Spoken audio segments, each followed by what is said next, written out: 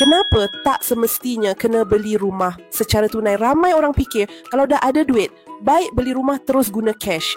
Macam selamat kan? Tak ada hutang, tak ada faedah, rasa tenang. Tapi tahu tak? Sebenarnya hutang rumah atau mortgage adalah hutang yang paling rendah kadar faedahnya berbanding hutang lain. Cuba fikir dulu kalau banding dengan hutang kereta, hutang peribadi, kad kredit atau ASB financing, kadar faedah rumah jauh lebih rendah.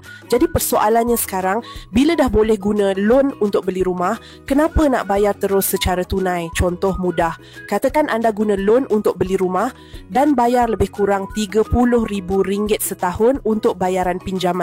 Duit simpanan yang ada tu boleh guna untuk buat pelaburan lain. Letak dalam fund yang pulangannya lebih 4% pun dah okey. Atau kalau anda ada bisnes sendiri yang boleh bagi pulangan 30% sampai 50% setahun, apa yang anda perlukan hanyalah modal. Kalau semua duit tu dah guna beli rumah, modal tu akan tersekat. Rumah memang ada, tapi duit tu tak boleh lagi bantu anda jana pendapatan. Tapi sebenarnya ini ikut keselesaan anda.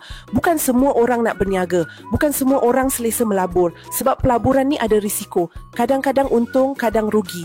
Malah ada masa boleh hilang modal. Kalau anda jenis yang nak hidup tenang tanpa hutang, itu pun tak salah. Anda cuma nak duduk rumah sendiri, bayar sikit-sikit maintenance, baiki mana perlu dan hidup dengan aman.